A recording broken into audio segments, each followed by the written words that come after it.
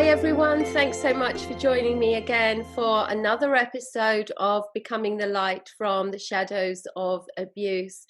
And today's absolutely fantastic, amazing guest telling some very personal and intimate details of his story is Gayle Nicholson.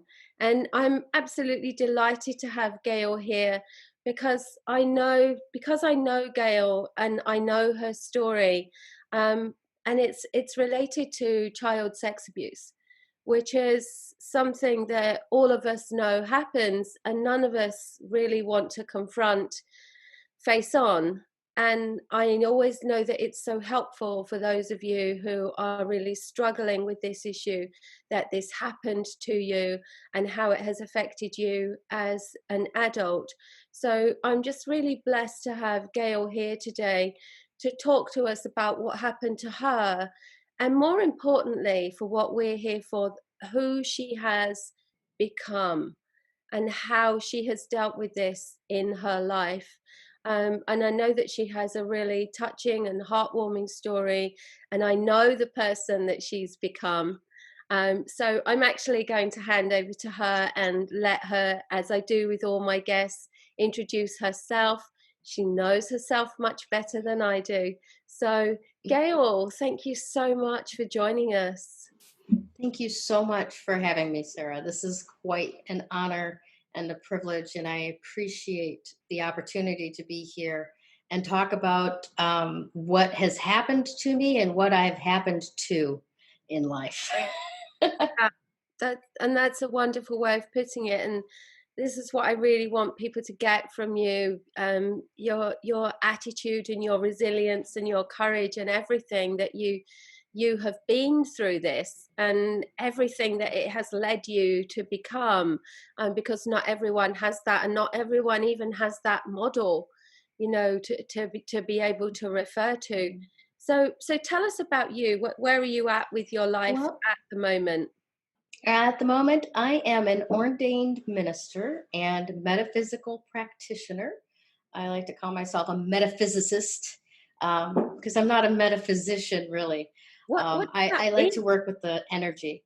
Okay. Well, a metaphysicist works with the energy that's behind what we do, our behaviors and such, our motivating factors, what's at the core of what would have us take action or not take action.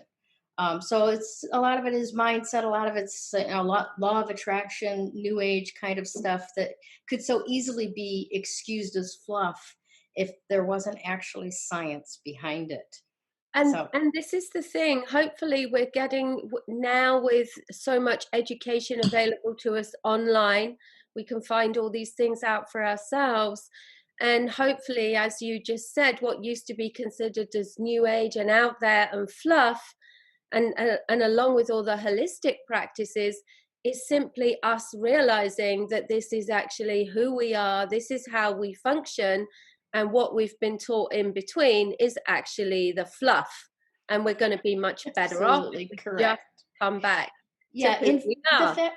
the fact of the matter is, just because science hasn't developed enough finely tuned technology to be able to register and manipulate the body's energy body or the body's energy field um, the way that they like to in Newtonian science, Yeah, doesn't mean that it doesn't exist. It's right. existed for longer than any of your technologies trying to figure it out. So I'll go with what was original creation, and I will use that to make myself healthier, as opposed to buying into the mainstream of the day, which isn't necessarily helpful in this particular malady, affliction, if you will, Yeah, PTSD. yeah. In my opinion, it's an energy wound and must be treated on an energetic level. But And that's just my opinion. And the wonderful thing is, for anyone who listens to these episodes, exactly what you're saying, you'll find that the guests that we tend to have on here, I guess it's the people I tend to attract as well, but the guests that we have on here, they all come from the same the same kind of point of view, where they've rejected all the pharmaceutical, the medical approach, and gone back to, okay, what's natural. And Mm-hmm. that is where people are finding their benefits. That's where people are finding their healing, very much on what we've been dealing with anyway. And I haven't orchestrated that. That No, just I think that's a natural occurrence of anyone that has gone from, the light from the shadows of abuse. If you're actually going to recover from childhood adverse experiences, traumas that happened to you as you were forming your opinions about life, right? And what you believe is right and wrong and what's possible and not possible, right? Um, as you try to recover from that, you have to understand that it's not something that you can put a band aid on. It's not something that you can um, heal chemically. yeah, It's mindset, it's experiential, it's, doing the deep shadow work. It's looking at what we're afraid of. It's um, pulling apart the things that we automatically just assume out of life to look at, okay, is this really true for me and my experience? Because a mhm, lot of us end up growing up into another person's version of life. yes, And and we don't have anywhere to stand as a being of our own until we figure out that that's not my version of life, what my version of life is. But we're absolutely. getting pretty deep pretty fast, actually. I was just about to say, I just love this introduction, because this this is what hooks people. There'll be people listening going, just don't stop, just keep talking, because Right? this is what we're here for. This is what people need. Yeah. We're Yeah. trying to actually tell people what they need, as opposed what works, as opposed to what they have been told, as Mhm. opposed to the band-aid, as opposed to the depression, the anti-anxiety meds that they've been given and then sent away. The band-aids, where Right. what we need is Well, deep and work.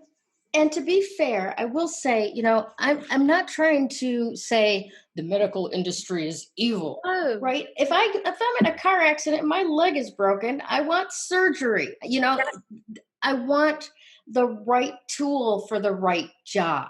All and right. Pharmaceuticals are not the right tool for okay, recovery yes, from adverse childhood experiences or any trauma that results in PTSD or CTPSD. yeah, You have to use the right tools. And in this case, the right tools are energetic and experiential in nature. I don't remember what tribe it is in Africa, but if one of their members is depressed, the first question that is asked is, when did you stop singing? When did you stop dancing? In right, other words, when did you stop fully expressing yourself? Right? When did you stop being joyful? Right? yeah, Like, when did you stop expressing that joy? Because once we do, and we start to implode in ourselves, is when we start to turn anger inwards and we start to spiral down in depression. Now, that's entirely different from a legitimate chemical imbalance, right? Those that should be treated with pharmaceuticals. yeah, But I think in society today, and I know you're in Australia and often in the UK, and I'm in the United States, everywhere across the board, people tend to go, oh, I feel sad, I feel a little bit of despair, maybe I should take a pill for this, mm-hmm, when in fact that's not a chemical imbalance. Maybe you should accomplish something. Maybe you should go out dancing. Maybe you should take a look at what you're ingesting in your diet and get a little bit more live food in there, like fresh fruits and vegetables, to lift up your energetic vibration. It's not necessarily depression that requires medication. Other techniques can be used. Journaling, yeah, talking with somebody, throwing plates, for heaven's sake. I don't care how it looks. My One of my first counselors was just so frustrated because she kept telling me, Gail, just go home, punch a pillow, it'll be okay. Scream, it'll be okay. And I'm like, no, I couldn't do that. because Oh, you were taught. trust me now. Yeah, You yeah, know, but it's a, what do they call it? Somatic, that where yeah. you get the body involved in it. Yeah, and it's so useful for Yeah, this type of affliction. because what and I, yeah, we're always making the point that we're not bashing the Yes. medical practice. We're just saying that in this instance, of course, there are many instances where we're just so grateful that they're there, Hmm. but that this is not the right. This is not the right. Then this is not the right The affliction. right tool for that. The Yeah. right tool for that. Yeah, I'm saying it Yeah. the other way around, but Yep. yeah, and just so great what you were saying about just doing things to lift your energy and to change the way that you're thinking and feeling. Because we're always saying the mind reacts to the words and images that you feed it, and to the feelings Mhm. that you create, which literally change the chemicals in your body. We've been Yes. saying this quite a bit because obviously, if you're sitting there feeling sad, you're just feeling sadder and sadder. Whereas if you do something to add joy to your life, you're Mhm. immediately creating serotonin and oxytocin, all the flooding yourself with all the good chemicals, which Mhm. is your body's natural healing ability. But Absolutely. we could that's a whole subject in itself. Isn't it though? But Yes. it's Yeah. important because so many people don't realize because no one has told them. And hopefully they can go off and, we spark some ideas because Hmm. we're not doctors. We're not pretending to be doctors. And No, we're all I certainly, can share is my experience, strength, and hope. You take from it what works for you, leave the rest because it's probably for somebody else. yeah, and it definitely for you. So, yeah. So that's what we're here for. Okay, so that's who you are now, Gail. Thank That's who you. I am now. That's Hmm. amazing. Yeah. So Awesome. fantastic to see you embodying all of that. But Thanks. um, let's go and have a look. So where did all this come from, and where were you? Who were you when you weren't who you are now? Who was the child that experienced everything that you did? And then yeah, we'll take it from there. Awesome. Thank you. Well, very early on, my father was 60 when I was born, and he was not a nice man, but he was on Social Security. And my mother was on Social Security disability. So essentially, they were mostly there all the time, but they never got along. They separated when I was 6 months old and still continued to live in the same house. So Ah, growing up, my messages about my parents or about husbands and wives were that they hated each other. They were each other's enemies. And there was a lot of messaging in there about the woman being subservient and beaten and cooking him dinner anyway, and that kind of stuff.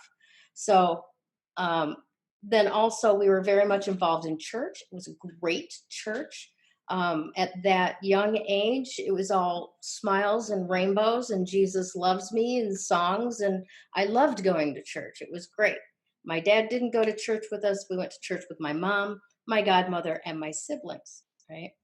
About the age of 8, my oldest brother, who was my favorite brother, went off to college. Completely age appropriate, normal. He was 10 years older than me, 18, graduated from school, boom, gone. 3 months later, my mother decided that in order to better our situation in life and get out of the situation where she was being beat quite regularly, she should get a degree like her son was going to do so that she could afford to support us. I'm not sure if it slipped her mind or if she just didn't really register that all of my siblings would have been out of the house, graduated from high school by the time she finished school, and I would be the only one left. But because of her disability, she was able to get housing on campus at the university. So she chose to do that and left my siblings and I with my father. He was not their father. So my godmother came and took my siblings and left me at home alone with my father, just the two of us and my pet rabbit. My pet rabbit died of starvation soon after. Wow. And I came home from playing to find it in a dresser drawer on my favorite chair in the living room. And wondering to myself if the rabbit had died of starvation or if my father had killed it. Like I said, my father was not a nice man. And how old were you at that point? 8 years old. Mhm. Wow, you've already gone through a lot at 8 years old. And that was just the beginning, honestly. My goodness. And before So, I tell you what, before we carry on, you when we first started, you said about messaging, and I mhm, know something that comes through from a lot of the interviews we do on here is helping people understand when they say that we're staying together for the kids, and we talk about what that is doing to them and what they are learning about. And you said it very clearly, what they are learning about relationships, about what it is to be a woman and a wife, and what it is to be a man and a husband. And I thank you for touching mhm, on that, because I think so many times people just do not realize that their children are picking up and are learning, what is my role? Well, if yes. I'm a woman and a wife, my role is to be spoken to like that, to be beaten, and to make sure dinner's on the table. And if that is what is being modeled to you, then clearly that is what you think a wife is, because Mhm, you were being told this is a wife, this is a husband, this is a mother, this is a father. And I think it's the more times we can get this across, as you did, just so important. And thanks. thank you. But yeah, it's Mhm. terrible with the how awful for you. I mean, and just not just to, so you obviously you thought your dad was looking after the rabbit, or I didn't give it a second thought. My mom took care of everything. oh, It I see. never occurred to me to go down in the basement and check on the rabbit. Right. Um, so, like, between the time that my mom left and when I found the rabbit on the thing, I might have gone down in the basement and visited it a couple times. But when you're 8 years old Oh, and mom is providing food and meals for everybody, you're not thinking about, is the rabbit eating? yeah. You're thinking about, what am I eating? Right. Yeah. You were already by then. You're in survival mode. Yes, Yeah. absolutely. Yeah. Yeah. Yeah. Um, to the point where, and like I said, my father was not a nice person. Um, I know now that at the time he had been abusing his wife. Back then, the laws were such that there was no such thing as rape if you were married. There was no filing charges against your husband for something like that. And my only sister that I lived with and my oldest brother were being abused. So when all of those disappeared, I became the target. Right. And I only remember one major experience in that house, but it was enough to destroy my sense of value in myself. And what had happened was, it was the end of the summer. One of my friends' uh, mothers were taking them to go get school shoes. And she offered to take me too, but I would have to bring my own money because she couldn't afford shoes for everybody. So I went home to my house to ask my dad for 20 bucks so that I could get some school shoes. Right. And he proceeded to tell me, well, you know what you'll have to do to earn it. And I didn't. I knew that I wasn't comfortable. I knew that I needed shoes. I knew I was in survival mode. It was up to me to take care of myself. It was like mid afternoon and he was blasted, just completely blitzed in the bed. Um, so I just went along with it and he raped me and then he passed out without ever giving me the money. So I took the money out of his wallet and I went to go meet up with my friends and my friends' parents. And they had not waited for me. They went on and shopped. Um, so Wow. that was a life defining experience to me. First and foremost, I love shoes. I have a collection of shoes. I have every freaking pair of shoes I can fit my feet into. It's funny how we, twist certain experiences to our advantage. Isn't it? I tell you what, though, I just lighten things up a bit there. Saying about the shoes, I also have a very early experience of shoes about the age of 8. And I also, as an adult, love shoes. I think we're gonna look at every woman with a shoe fetish differently from now What on. happened? Yeah. All right. Yeah. Exactly. So I mean that one I can take with a little bit of lightness and stuff. But I find that it's been a huge draw back for me when it comes to doing business, because there is an underlying decision about how the world is, that if I ask for something to take care of my basic needs, I will get in over my head, get hurt, have everything that is of value of me stripped away, and I won't be satisfied anyway. I won't get out of it what I asked for. That's an amazing insight, Yeah. to know that that is there. Yeah. I'm over 50 now, and it's taken me a long time to get at it and start actually unraveling it to where I can be successful in business. And I Right. don't have to work a day job where a man is signing my paycheck, and I don't have to receive funds from the government, which is what the early programming was. Yeah. Right. So I can see, because of my recovery, these perspectives of life that I have social climbed my way through, from Uh-huh. being programmed to be a welfare mom, which was the trajectory that my life was on from a young age, to being employable, and not just employable, but quite well paid, to being able to be in business for myself and be successful at it, which was something that neither any three of my parents, my mom married again, were ever able to do. Yeah. So I had bad modeling on how to run a business too, to overcome. Uh, so yeah, um, Well, you had about foundation per se. So you yeah, really had to start with you had to literally, you had to not just start with the blocks, you had to put the foundation down first. Look yeah. at what you were doing at 8 years old. I mean, that's just incredible. I got 23-year-olds who don't have to survive on their own in the way that you did. I mean, I'm just talking about the feeding and the looking after, and I we can appreciate that. many people who can relate to that as well. Right, 8 years right. old, and I think it's worth taking a few seconds to just, if any of you have got kids who are like around that age, just look at where they are at and imagine them in that situation, but also to take time to think about, as you said, the messages that they would be receiving, Mhm. if that's the situation they are in. And that's so important. We Not enough people understand the importance of everything that is modeled to us and everything we experience when we are young.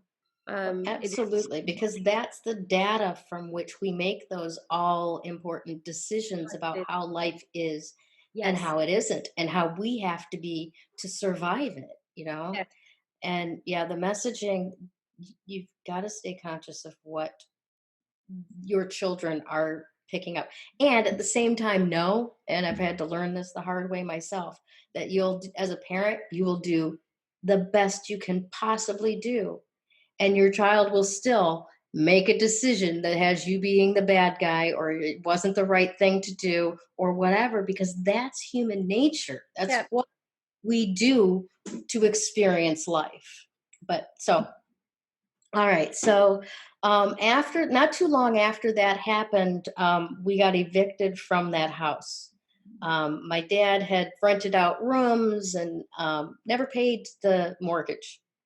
And that was one of the types of person that he was. He would go through money very quickly. He would drink it. He would borrow it. He wouldn't pay it back. He would dodge people. And in many cases, he would have me perform.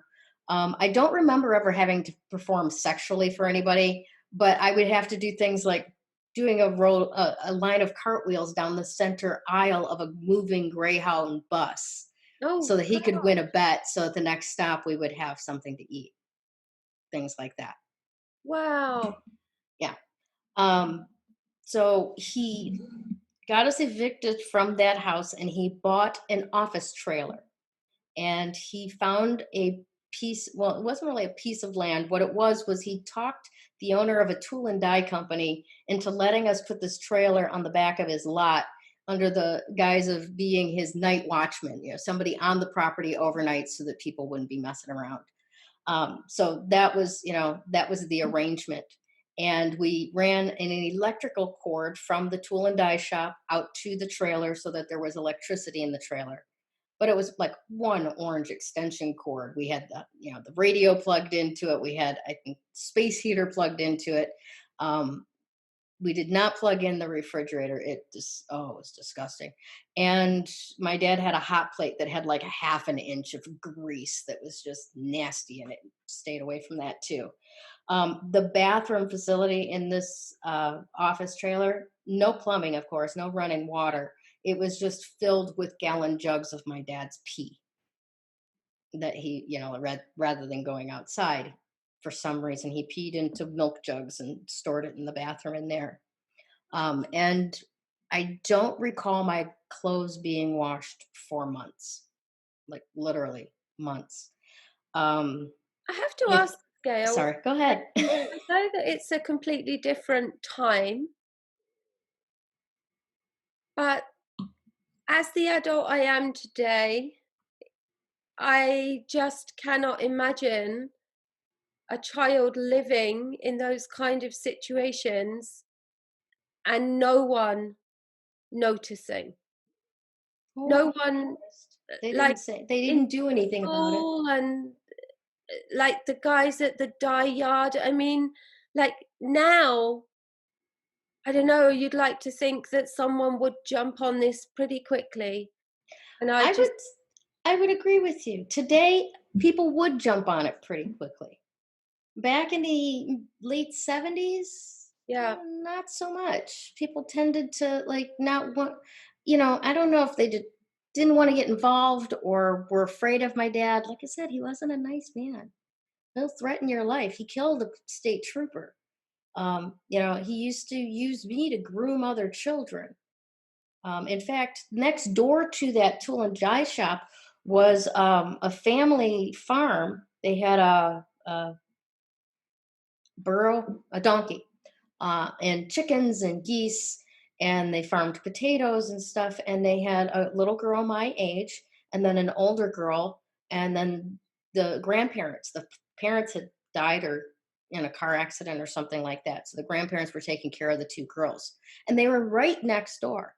But no, nothing was ever said for the longest time. We got through the full winter there with the door didn't even shut on the office trailer before the truant officer came around because they had registered me in school. I had tried to get to school, but if I didn't get myself awake early enough to get out to the bus stop, um, I didn't go to school because my right, dad would be passed out till noon, whatever.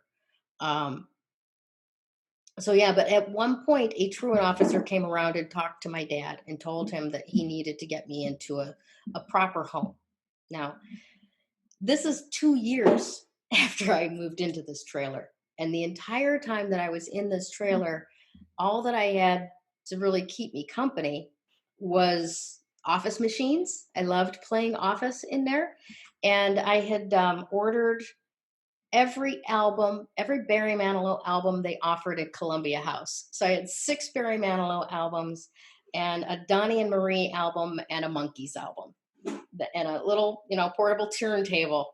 I just played them over and over and over again. Now, the reason why the Manilow was so important to me was that my oldest brother, the one that started all this by going off to college, he used to be very involved in music and art and theater at church. And he would bring me into his room and play records for me. I could hang out in his room. None of my other siblings wanted me around, but I could hang out with him. He always answered my questions. He always made me safe. He was my protector. He was the one that was changing my diapers when I was an infant. Um, because mom was busy and dad didn't want to, he was afraid to touch me when I was that small. So, Where was um, your mum? Like you what? lived in this trailer for 2 years. Did your mum just stay at university and not come back at all? Or Yes. your mum never followed up? Your mum never checked on you? She never did anything to find out how you There were. were phone calls. There were phone calls every once in a while. If I got anxious or upset or whatever, and I asked to call my mom, my dad would take me inside the tool and die shop, and we would call her, and I would get to talk to her. But she didn't have a way to call me. She didn't have a way to get a hold of me. She didn't drive because she was legally blind. Um, and she really didn't feel like she had a whole lot of power when it came to my dad. He'd beaten her so many times. Mhm. She was literally afraid that she would never see me again if she raised too much of a ruckus. But she And thought that you were safe with him, despite the way he treated her. I wouldn't necessarily say that my mother thought I was safe with him. To be quite honest, I think my mother sacrificed me for her own security, quite honestly. That's a And I mean, I say that without a charge on it, you Yeah, know? yeah. Just from what you understand now. Mhm. No, I can tell from the way you said it. Like there's no hatred or anything there. You're Mm-mm. just saying this is how it was and this is how I've accepted it and adjusted and everything else. But Yeah. it's a huge thing to have to confront. Right, right. I mean, especially in America, it's drilled into us, mom, apple pie, the whole nine yards. And Right. mother's love is irreproachable. But the fact of the matter is, um, my mother made some pretty bad decisions. She was a decent person. She was smart. She made a lot of good in the world as well, including five con- children that are now contributing members of society. Not one of us is homeless or crazy or a wreck. We're all contributing members of society. Amazing. But yeah, she made some shitty decisions sometimes, and she put herself first almost all the time. And she was dealing with untreated PTSD Yeah, sure, of course, because it wouldn't because have even she been was recognized abused then. growing up. Yeah.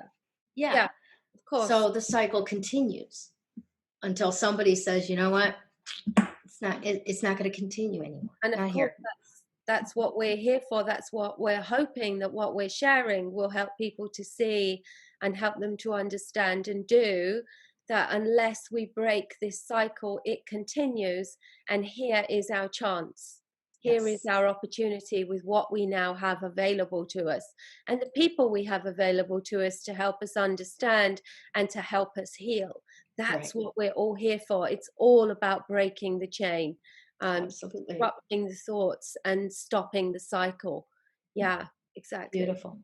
So the biggest thing that broke or began to break the cycle for me was the fact that that truant officer came around because my dad got scared. Now Uh-huh. the authorities were onto him. And even though I didn't know it at the time, he avoided police as much as he possibly could because he literally killed a trooper in the state of Washington and lived on the run for like 40 years, Uh-huh. including the 10 years that he was married to my mom. Um, so he was like, didn't want any part of that. And the little girl that lived next door was an ice skater. She used to amateur ice skate. And so he went looking for a rink because he wanted to talk to her grandma about taking me in and making sure that I got to school in the morning and stuff. He was confronted with the fact that he was completely dysfunctional and couldn't make that work. Right. So we ended up at a roller rink instead and talked to a woman who was very sweet and wanted to help, but she was pregnant with, and having, enough going on in her own life. she suggested that maybe her mom could help, because her mother had in the past gotten a foster care license to take in a kid that was an athlete, an amateur roller skater, that their family lived way up north or Okay. something like that and moved in. So she had a foster care license before. So literally that night, my dad takes me and my dog and my record player, or my little tape deck, and a garbage bag full of dirty clothes that stunk to high heaven, and dropped me off at this strange lady's house. And I slept on her pull-out couch in the den with my little Barry Manilow 8-track cassette greatest hits playing over and over and over. And my dad left. So now I've got no godmother, no mother, no siblings, no father. I'm a stranger's house. All I've got is Barry Manilow's voice. Can you remember how you felt? Remember, yeah, be able to speak it right now. I'm kind of on the verge of almost crying right now. But yeah, it was very, very lonely. It was a little scary. That's why I just couldn't conjure the words myself. That's Yeah. why Yeah. Yeah. And not knowing, I mean, it was essentially their TV room that I was sleeping in. And I remember they had this clock that was made out of dice from Las Vegas. I'll never forget that clock, right? For some reason. But anyways, the next morning I got up and my dad came back to take me to the local school and enroll me, right? We did that. By the time I got back to the house, my new foster mother, Grace, couldn't have been a better name. She was the epitome of grace and a gift. Oh, I'm so So, you glad. know, I was just about to say, is this going in a good place? Because I'm not sure how much more we can. yes, I gotta say, my heart goes out to all of these people who have horrible, horrible foster care stories, because I did not. It was the best time of my life. By the time we got home, my clothes were clean. My foster dad, Bud, had started rearranging the den into a real bedroom with a dresser and a bed. And my dad brought my record player and my records. God, I should have some tissue around here. How did I not think of that? And I met my foster brother. I now had a younger brother, 2 years younger than me. Stop for a minute if you want to. Okay, give me a second just to go, because if not, the mascara is going to burn. Yeah, note the time for Mark. Yeah, I'll go back.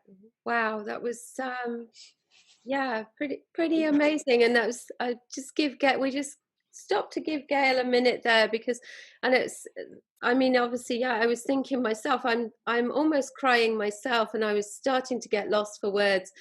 And just to lighten this up a little bit, I was talking to Gail before we started about the amazing people that are sharing their stories. And I said, I'm sure that one of these days I'm going to be sitting here trying to interview someone, and I'm going to end up in tears. So, and this is why I appreciate so much the people that come on and tell their stories, because they're sharing things that have so much emotion and so much meaning attached to them. And yeah, just thank you, Gail, so much for sharing what you've shared. It's my privilege. amazing. I didn't think that I was going to live past my 18th birthday. So thank you for giving me the opportunity Thank you. to try to help others with my experience. But thank goodness. I was literally, I had a pit in my stomach thinking, if this is a bad foster story, I'm going to lose it. So thank goodness. No, I gained a younger brother that who still annoys me like a younger brother every day, this many years later. And I fell into the family routine with them, right? So the family routine was up for breakfast in the morning, brush your teeth, off to school, come home from school. You have an hour to do whatever it is that you want to do. Then we're going to the rink and we're going to practice for 3 hours, 45 minutes on figures, an hour and a half on freestyle and pairs. And we're going to go home. We're going to eat dinner. We're going to do our homework. Then you're going to brush your teeth, take a shower, and then you're going to go to bed by 9 o'clock. And you can keep your music on, but make sure that it's set so that it automatically shuts off when you go to sleep. And that was my life. Wow. It was beautiful. It was absolutely beautiful. Every child needs predictability. I Yes. knew what was going to happen next. I knew what the schedule was. I knew when I was going to eat. All of that, it made things so much better. And I was there for 2 years before the courts insisted that my mother had to provide a home for me, and their mandate to restore the family would carry the day over the best interests in my life. So Wow. my mom married her boyfriend, the drug dealer, and I moved into a house in Detroit with them. And they took my Social Security stipend from being a child of somebody on Social Security. They took that for their bills. My stepfather never worked when I lived with him. And I was there for about 3 years before I reached the age of 16, when I told my mom that I wanted to finish school. I knew I was smart enough to finish school, but I was not going to continue to go to the school that I was at, because there was a cop who had a cop office in the basement. There was a police station across the street, and some girl got pulled into the staircase in the gym and raped during my gym class. Right. So I had another friend who had a scar from being stabbed in the sky inside that school. So I was like, I'm not going there. But if you can find a place for me to go, I will finish school, no problem. And just around that time, my sister, bless her heart, graduated from college as a music teacher and agreed to literally legally adopt me so that I could move with her to Vermont and finish high school. God bless My, your sister. right? Absolutely. Now, interestingly enough about my sister, this is my sister that was being abused by my father before I got abused by my father. Hmm. And she protected me better than my mother ever did.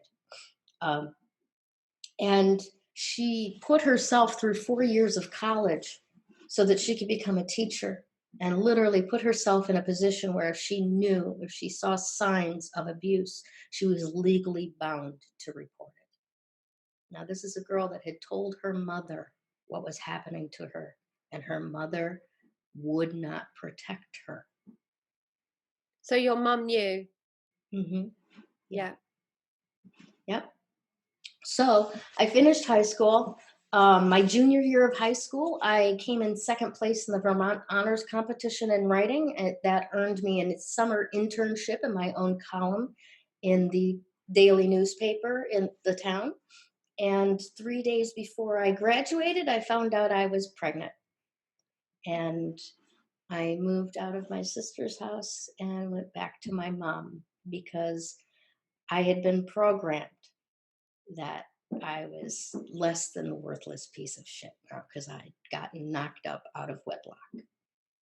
So, restarting all of that, I got very, Do you very mean when lucky. can I just ask, when you say, so that people understand, when you say programmed, do you mean from church? From Yes how and did no. that programming come from? Yes and no. I don't want to lay it on the lap of the Methodist Church. Um, they, the way that my godmother viewed things, and the way that my father's side of the family viewed things, because on my father's side of the family, there's British royalty and nobility. So there's a certain value put on virginity, right? Okay. That was kind of drilled into me.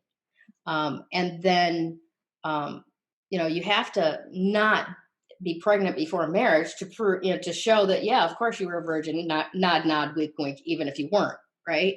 So now it was like everything that I had decided was worthy of me or of worth about me. Yes. First, my father took it away, and then my decisions kind of just compounded it. Isn't it Um, amazing that those views were sitting in amongst, so the drinking, the verbal abuse, the sexual abuse, the abandonment, the lack of responsibility, the complete lack of care, and yet that that message that you can't have sex before marriage, you must be a virgin, sits in an incongruous mhm, shining light amongst all of that. yeah. It's almost as if it's the only way out, you Right. know? It's like it's my only hope of having a better life than what I saw was to marry well. Uh-huh. And Okay. now that was not an option because who would marry me now? And I Is mean, there was a lot of self-worth tied up in who would marry me and right. whether I was, I remember the day after I got married for the first time, I remember the thought going through my head, I can do anything now Oh, because somebody had acknowledged I was worth keeping, yeah. Okay. you know?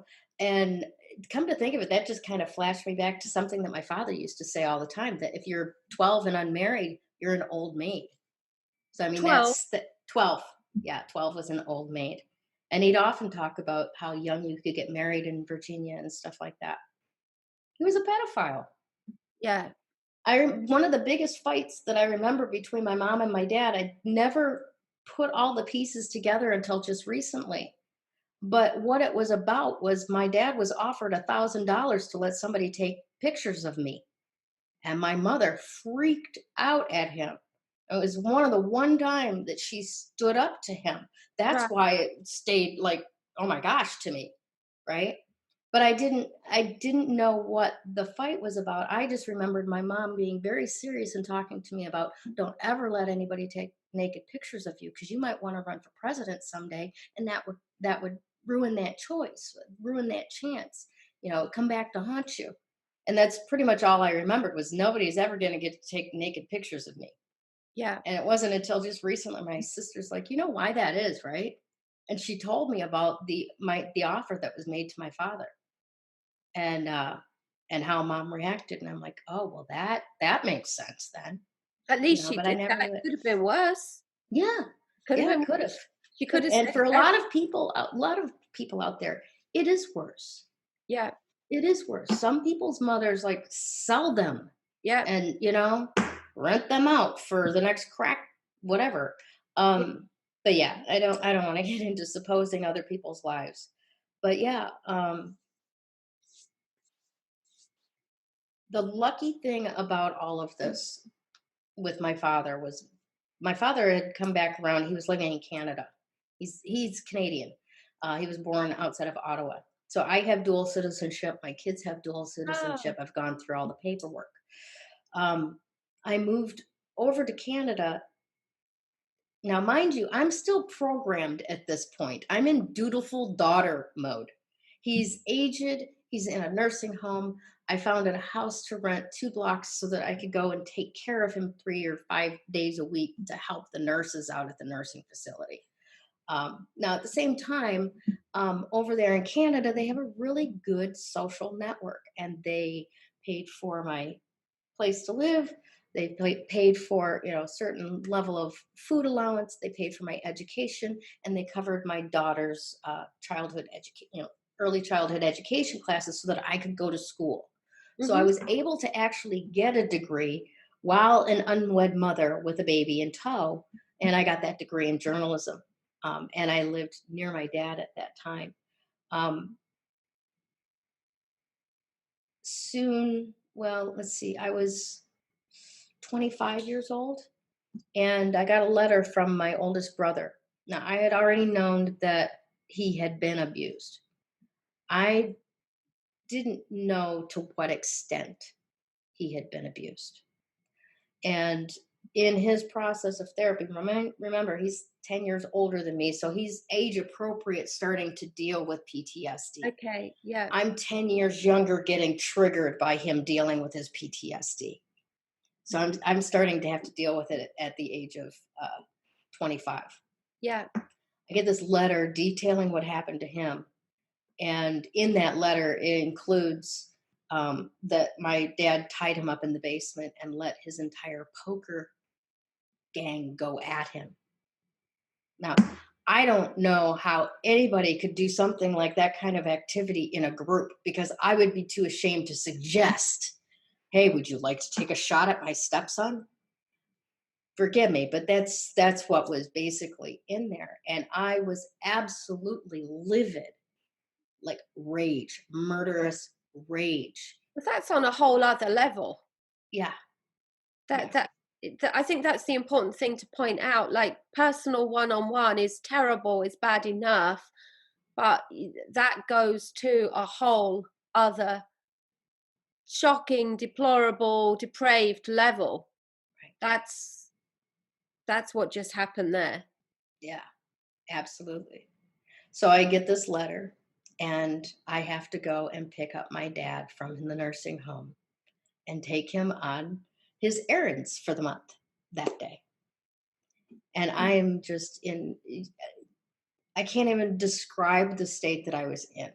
It was part dissociated, part murderous rage, part catatonic, that just, the things that were going through my head, and the programming of the dutiful daughter that I couldn't even call the nursing home and say, I don't feel well today, I can't come. Right. I had to put myself through this and do what was expected of me, right? Um, So I did. And the whole time that I'm driving down I-75 doing like 80 miles an hour, I'm thinking to myself how on earth I could possibly reach over, open up the door, and kick him out. And then could I convince the cops that he just started muttering and mumbling, and he opened up the car door and got out like we had parked or something, Yeah. and, Yeah. he's senile, he's 70 some years old, right?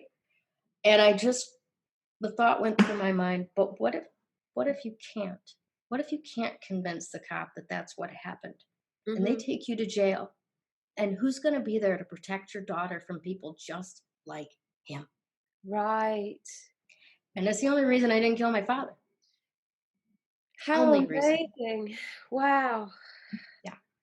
So I separated from him. Um, Found him through a psychic about 3 weeks before he finally actually died, about 5 years later.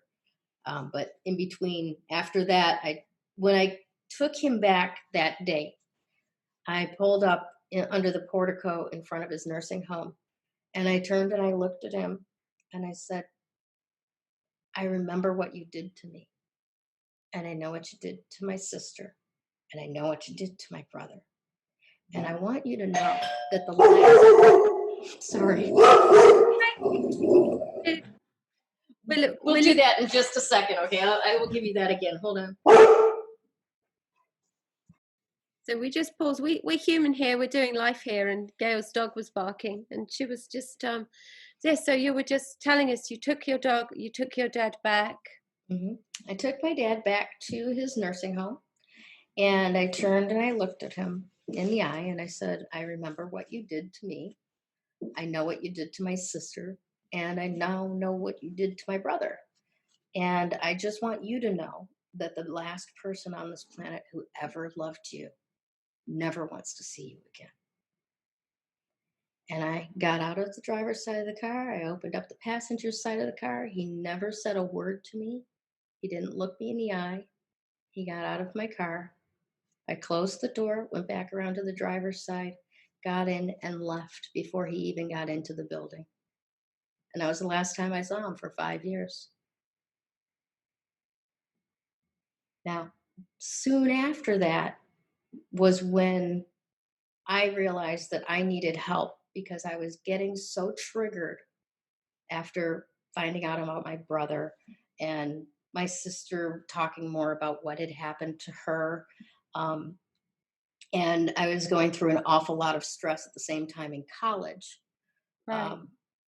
That it was more than I can. And I was so busy that I didn't have time to do any of the numbing stuff that I used to do. Yes, Right. yeah, So I'm dealing keep with all of it raw. cover it, keep busy, cover it up. Yeah, Yeah. so then you're too busy, you don't have to acknowledge it, you don't have to deal with it. I guess Yeah. anyone, like most of us who've been through anything, mine was nothing like yours, but that busy period, Right. like between 20 and 30, just blocking out, just like I don't have to deal with anything. Yeah, Yeah. absolutely. That's very normal, very common. Yeah. Um, so yeah, I went to a psychiatrist. I had no idea at that point. I wouldn't necessarily call it in denial, you know. It's that I have no idea what's wrong. The Yeah, psyche is hiding it and it's protecting you, and you know that there's something, but you couldn't tell anybody what the problem was, right? So yeah, I make this appointment and I'm just like, PTSD was the big thing of the day. Oprah was everywhere with it and all the stuff that she was doing. It was the early 90s. Um, and I make this appointment. I go in, I sit down across from this doctor, and he said, "Okay, so what brings you here?" And my dad started tumbling out of my mouth. I was horrified at myself. I was never going to speak to somebody I don't even know about this stuff, but it was what needed to be said. mm-hmm.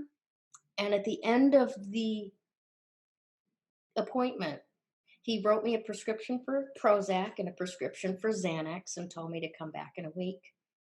And I looked at him and I said, "But I already know how to do drugs. I need to learn how to live."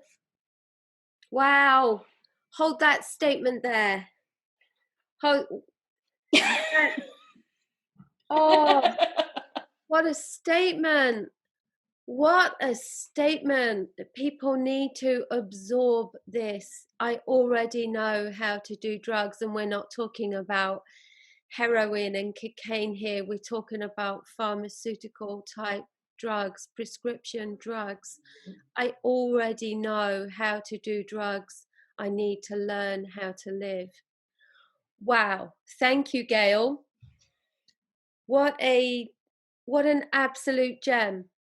Thank you. What a light bulb moment, and how fantastic that at that point that is what came out of your mouth, It because you was pretty just shocking. accepted what was being offered to you. Well, I got to be honest, I did humor him for a week. I Uh-huh. took the Prozac for a week. I took the Xanax for a week. I gave him the benefit of the doubt. And the Prozac took the deep, deep depression away, but it also took the joy. And I was not willing to sacrifice the joy to escape the pits. Yeah, And so I stopped taking it and I found a different way to go. That different way was a women's rape crisis center. And I wasn't sure that they would be willing to help me because I hadn't been raped in a long time, a lot of years, you know. But by the time that this all started unfolding, I was pregnant with my younger daughter. And in their wisdom, and I appreciate their wisdom, they would not put me in one-on-one therapy until after the baby was born. So they had me go to a women's group, which for me was nails on a chalkboard. As you might imagine, I have a really hard time trusting women, or I did, mhm. you know, and so that was a lot of hard growth really fast to become comfortable with talking in that group. And then after the baby was born, I started going into one-on-one therapy with a different place called the Welcome Center for Human Potential. And God bless them because they run this cute little home, right? And in the garage is a daycare for the children of the women that they're helping. And there's a food bank, and there's just, they do such good work out of this little teeny tiny house. And therapy is done in the bedrooms upstairs. Um, and I started seeing this woman, and she said that if I wanted to make progress, I was going to have to stop going home and refreezing the ice cube. Right. right? Great way of So, putting it. Yeah. right. Yeah. So I did. I started going to 12-step meetings, and that led me into crystals, and that led me into energy work and tapping and EFT, that type of thing. And now, mind you, between going to see her and maybe 3 years later, right? Going to various therapies and stuff like that, it was helping a little bit. I mean, I was starting to understand how the dots connected Right. and where certain behaviors were coming from, and my sudden rages or inability to handle too many things at once, the pressure, the anxiety. I would have explosive reactions, um, and other times I would be very very depressed, for a while, bedridden, depressed, unemployable, depressed, and starting to understand the cycles, because what was happening was cellular memory from my experience in the trailer, Yeah. Yeah. right? And Um, let's just explain that to people. That's literally where the cells in your body hold the memory of how certain things felt and how the body responded at that time. Your very cells hold a memory, and when something similar to that happens, like a trigger or when you recall it, literally your whole body responds as it responded then. mhm, And this is what people absolutely. don't understand. This is what we have to, this is part of the getting well process, is allowing your body to release all of that, so that it no longer goes back to that snapshot. So it would Mhm, be like, a simple way of putting it is, maybe you were used to loads of yelling, and it created this trauma response within you, and your body remembers what that feels like. So literally, as an adult now, when someone yells, your body goes into that same state automatically, mhm, and it is learning to overcome that, for your body, for you to respond, and therefore for your body to respond in a separate way. And again, this is something that people are not taught, they're not told about. They think there's something wrong with them, they have no idea how to deal with it. So yeah, so thank you for bringing up about the cellular memory. absolutely. Yeah. The interesting thing about it is that my trigger was the quality of light. So in Michigan, in the winter, the gray overcast that lasts for 6 weeks to 2 months would throw me into a depression to where I would lose jobs. Right, of course. And was that because it was reminiscent of living in that trailer? Well, it was the Well, same time period. It was yeah, January through yeah, March, yeah, that those winter months that were the last part of it, the worst part of it, just before the truant officer came around. Was the beginning. It was the beginning of spring. It was the yeah. end of March. So You lit between mid-January, when I was forced to, by the courts, go back with my mom, I had to go back the third week of January. So between mid-January and the end of March, every year I would go into a very deep depression for no uh-huh, apparent reason, right. until in recovery you start looking at those cellular memories and go, oh, that's what it is. And that's what the trigger is. Now that I live in Phoenix, the quality of light is entirely different. We don't get the cloudy overcast. So I don't experience the depression to the level that I used to. In fact, very, very little. And I think this last year it started coming back around. But I also have a feeling that that's because my ex-husband and my mother died in January Oh, and okay. February. So Yeah, I've yeah. got like these new cellular memories in the same time period that want to exacerbate things. But I recognition is half the battle, because when Absolutely. you can see, okay, this is what's going on, okay, body, we're all right, this is not happening to us right now. Yeah. Yeah. And it's important as well, because people will be thinking about this and maybe understanding this in a different way and saying, well, how do I deal with this then? And it's exactly like you just said, it's working with someone who can help you overcome those memories in your body and create new ones. Because Mhm. when your body knows that you are safe and that you are not in that situation anymore, that's how we turn that around. So yes, it can be done, and it's fairly normal for those of us working in that space to do that. So if Mhm. you're hearing this, don't panic. You're not stuck with it. Even if it's been happening to you for years, because as Gail said, you get to the point where recognition, and you just nip it in the bud by doing something different. Mhm. So Yes, thank you yes. for all these gems that you're You're very sharing. welcome. You're very welcome. So I guess what else is there really to say? So 12-step helped a lot. Crystals, I've got very, very interested in crystal energy. And then I found the EFT. Now, I took on EFT as my flagship tool and I started using it on everything. And for a while, I'll be honest, I felt like a Pez dispenser. Just so That, people know that it's tapping. EFT is what we know as tapping. Yeah. yes. I learned it from Gary Craig. The EFT stands for Emotional Freedom Technique. And he uses it on everything from fear of spiders and snakes to fear of swimming to night terrors that keep veterans awake to the point where they go insane because of a lack of REM sleep. Right. And what it does is, it, for me anyways, it disattaches the drama from the trauma. You And, retain the memory, but not the emotional charge. and And that's what that it's supposed to do, is, isn't it? Break yeah, it breaks up and separates how the brain is focusing and processing. yes, Yeah. absolutely.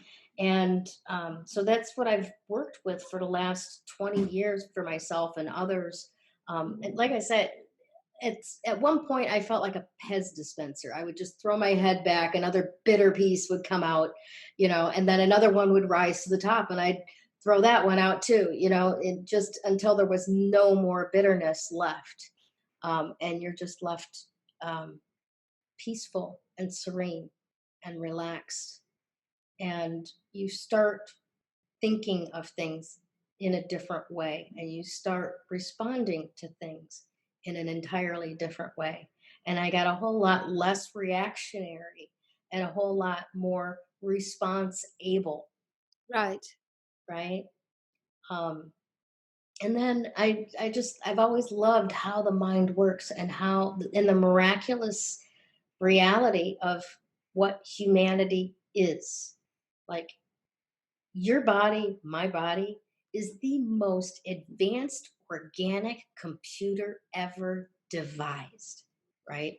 Each Yeah. one of its systems is ingenious in how it works alone, let alone how it works together, and Hmm. creates our perception of what life is, right? And for a long time, I just wanted everybody to know that you can have it any way that you want it. It doesn't have to be the way that you were programmed. And again, I call back to Grace at this point, because if she had not been willing to open her home to me, right, I never would have gotten into my cells what it feels like to have a normal childhood, to Yes. have a normal upbringing. You need that reference. Hmm. You had that reference to go back to. Yeah. Yeah. So where a lot of people, everybody, sucks in information until they're age 7, they're making decisions about how life is or is not, and then they spend the next however many years proving themselves right, Uh-huh. right, about what they decided when they What were they 3, thought. 4, 5 years old. Yeah. I was able to go, but I want to get back to where Grace's house was. Yeah. I want to prove that one right? And it gave me an option, it gave me a choice, that unfortunately I don't think very many people actually get in this life, you know. And maybe it's a lot harder for them to make the shifts that I've made, because I did have that 2 years to get into my cells, how to live a different way Hmm. in my formative years. Um, and when I started in recovery with 12-step, I started doing open talks. Now, mind you, I used to do the whole live album, the Barry Manilow live album in a mirror, the patter, the whole 9 yards, right? That's how I visualized myself talking to large groups of arenas full of people. Couldn't sing, but I could talk, and that's kind of what I do now. Yeah. I connect people and techniques, and I MC, other people's brilliance as, the host of the Corona Spotlight. And, we're developing a new TV show now to introduce non-pharmaceutical modalities to people who are daily dealing with the impact of post-traumatic stress. Yeah.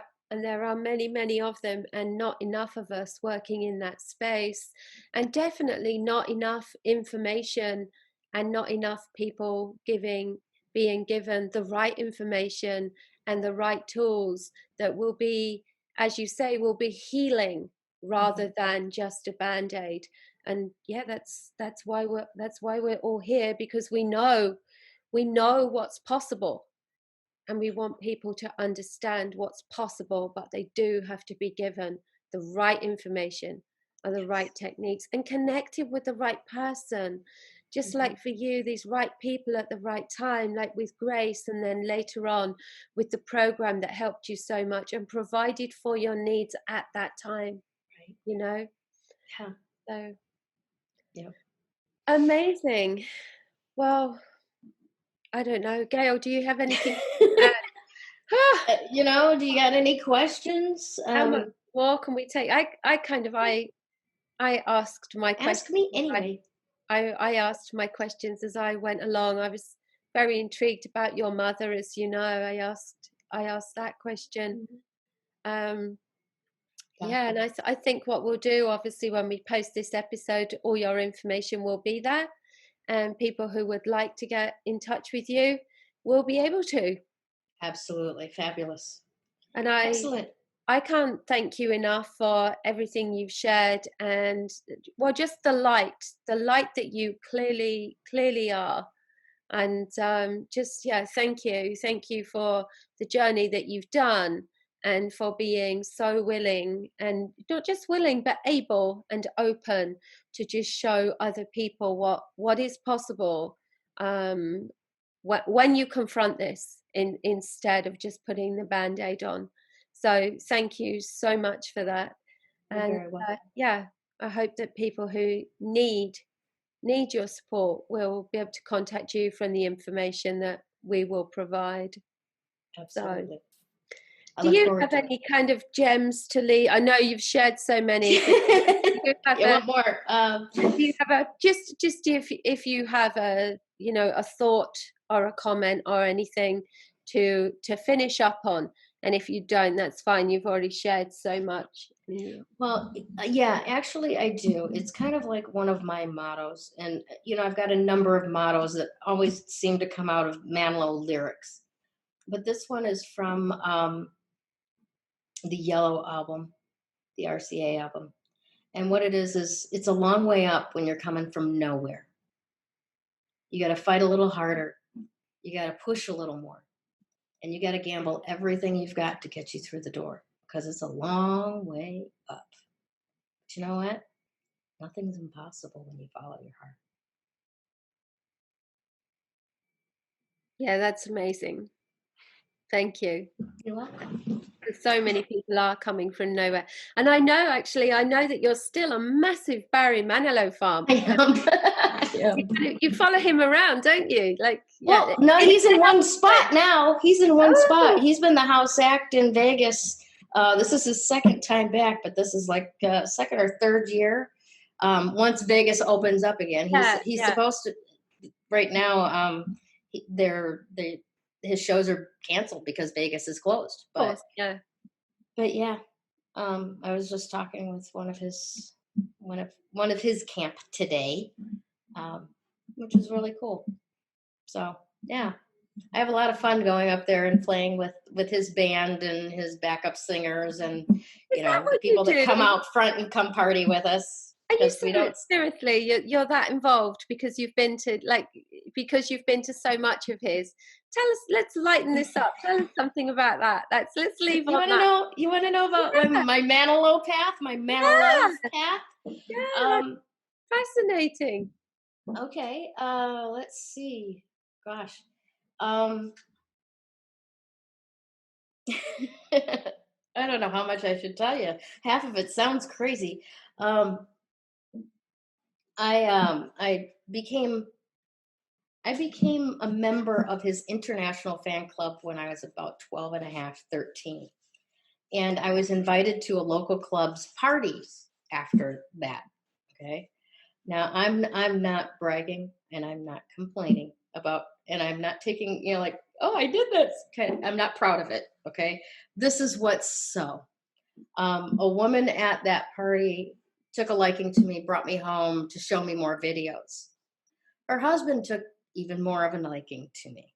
Ah, And I was 14, 15 years old at the time, 15 and a half. And long story short, we had an affair for 3 months. And that was just before I moved in with my sister off to Vermont. mhm. Okay. Few years later, um, late night, I saw a truck, a semi tractor trailer with his name on the side of it. And I thought, he and his brother used to work for a trucking company. I wonder how they're doing. And I had heard through the grapevine that they had divorced, right?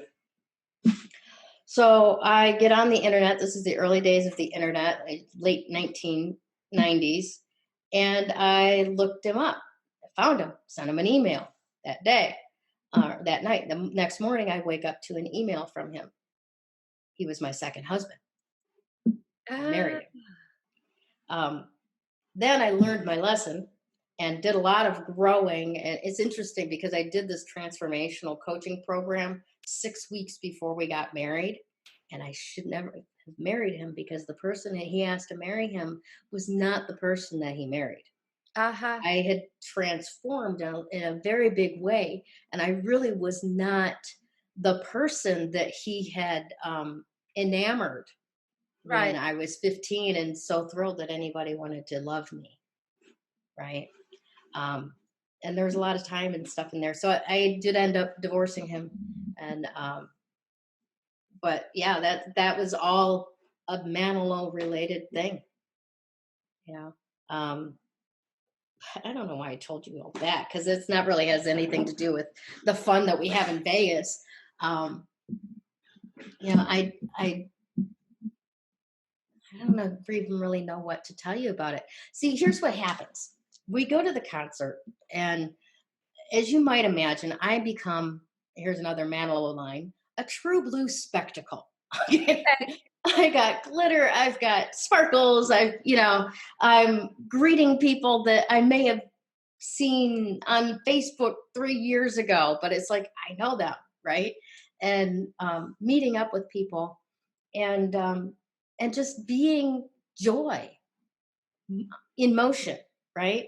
And then you go in and you have the concert. And, if you've never been to a Manilow concert, you may not understand this.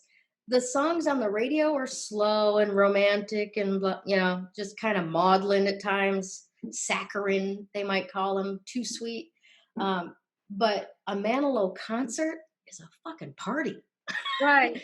It's a party from the very beginnings of It's a Miracle and they're dancing in the streets to Copacabana and, the encores at the end. I'll It have to is, come over. I'll have to you come over do, and go to one with you when do. Vegas opens up again. You That definitely would be open amazing. invitation. Whenever you would like, we'll go. And I mean, the staircases come down out of the ceiling, and he's walking up the stairs to dance on the balcony or on the staircase. So he's like 10 feet from the balcony, giving them a show inside of the show. And I Right. mean, it's just a blast. So of course, when you get out of the show, you are so wired, you're so hyped up. That you go and you hang out in the bar, right? Well, if you hang out in the bar long enough, the band starts trickling out. Ah, okay. And they go up and they start picking up these instruments and they just start playing. And all of a sudden, you've got this second concert going with members of, not the whole backup band, but members of the backup band. And you end up chatting with their wives and girlfriends at the high top tables and buying rounds of drinks, and you start to get to know them. And they're so sweet and they're so generous and kind and friendly, you know. They just make it easy to really feel like family, you know. And a lot of us fans have been fans since the early 70s, like myself, and we all Right. have our own version of my story, you know. There was something about them that made them feel outcast or a misfit, or they Yeah. didn't fit in.